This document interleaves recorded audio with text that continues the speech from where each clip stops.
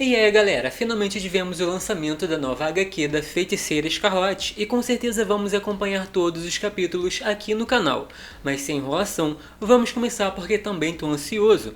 O quadrinho já começa mostrando a Wanda construindo sua loja por meio de magia em Nova York. A narração dizia que é a Feiticeira Escarlate pronta para o que vier. Então corta para a cena do Domador de Gigantes usando uma criatura para atacar um navio e, claro, a bruxa voando ao redor na intenção de fazer alguma coisa para salvar aquelas pessoas. O vilão tentou argumentar que é o Dr. Hidro e que faz obras-primas, mas de repente percebeu o ambiente tomando um tom avermelhado, com o gigante entrando num tipo de portal de banimento. Wanda ainda disse que ele soava ridículo fazendo aquelas coisas, e como o navio foi partido no meio, a moça usou da magia para colocar tudo no devido lugar. Mostrando que nesse quadrinho vai usar sua magia com frequência, particularmente sempre senti falta disso, porque ela tem feitos enormes, mas essa brincadeira com os feitiços mostrando que tudo pode ser encantado não acontecia com frequência.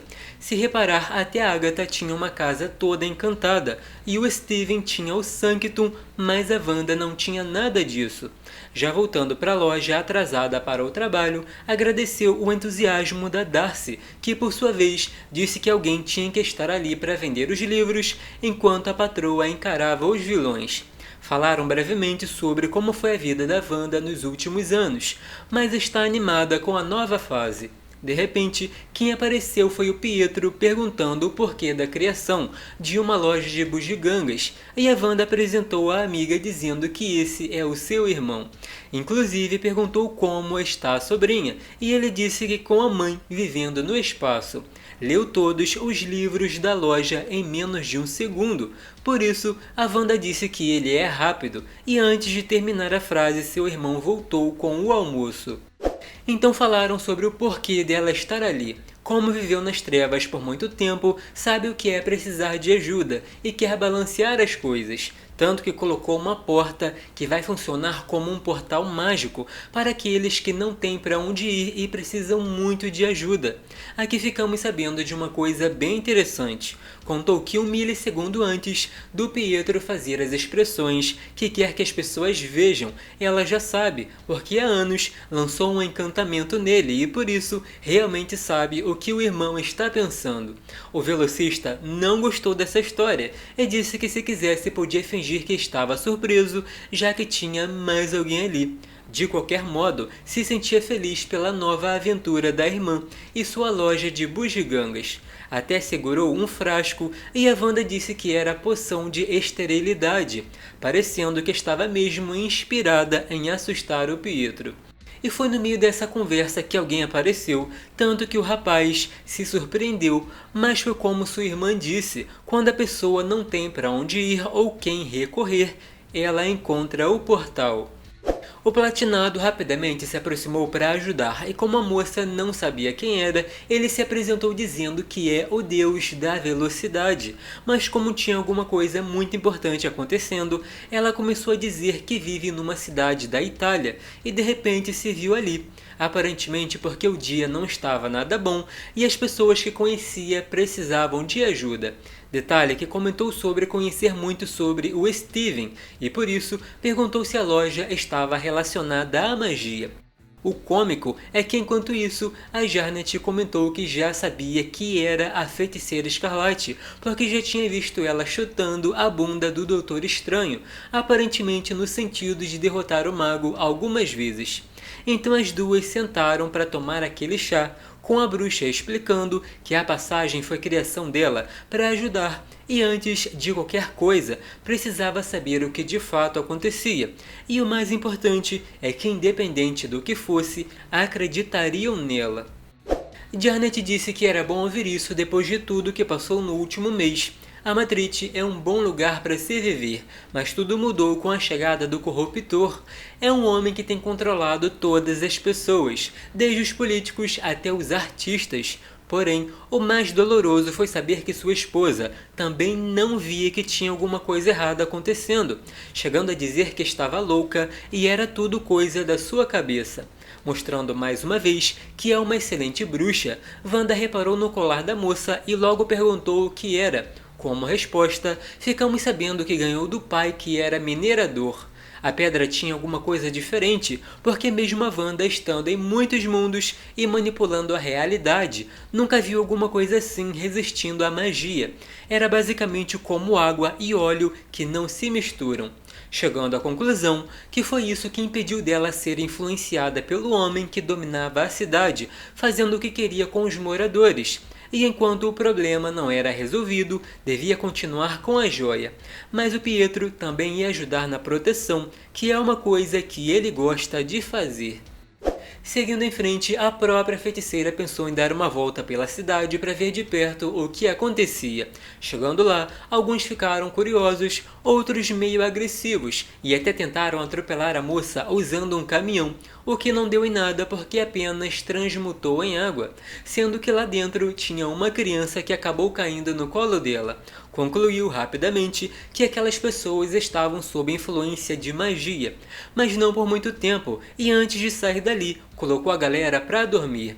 De repente, quem apareceu foi o vilão com um visual bem diferente, perguntando o que a Wanda foi fazer ali, e claro, ela perguntou o que ele queria com aquele lugar. De qualquer modo, ia parar e ele respondeu que ia seguir em frente, porque podia e não havia nada que ela ou a tiara pudessem fazer para impedir.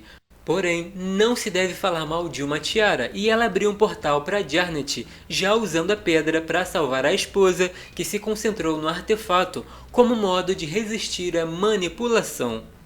Wanda disse que família tem poder e aquele tolo não devia ter testado o poder dela. Aí que rolou aquela cena bem legal dele sendo encurralado pela magia do caos. O vilão ainda tentou argumentar dizendo que ela não era especial, dando para ver que além de usar magia também tem talento para usar as palavras a fim de atormentar as pessoas, o que quer dizer que tem que ter um controle para não cair nesse tipo de conversa. Por um momento, a Rainha do Caos se assustou lembrando de vários momentos ruins, como a morte do irmão na dinastia M, os dois fugindo do ataque que sofreram quando eram crianças, os filhos sendo absorvidos pelo demônio, a batalha dela com a Hope contra o Ciclope e até a luta que provocou entre os heróis na saga da Queda.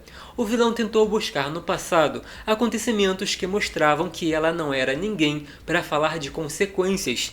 Ele viu que não tinha como bater de frente se tratando de poder e por isso apelou para essa história, até que foi petrificado com apenas um toque, porque todo mundo já tinha ouvido mais que o suficiente e a feiticeira Escarlate sabe quem é, o que fez e não é o que ele pensa.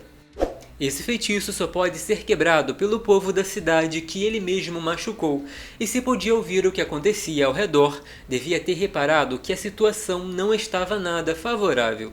Wanda fez as pessoas acordarem, se apresentou comentando sobre o que viveram e a sombra em seus corações. Uma menina até falou que as vozes ruins foram embora, e a bruxa respondeu que todos ali trabalharam pela liberdade, principalmente a moça que pediu ajuda.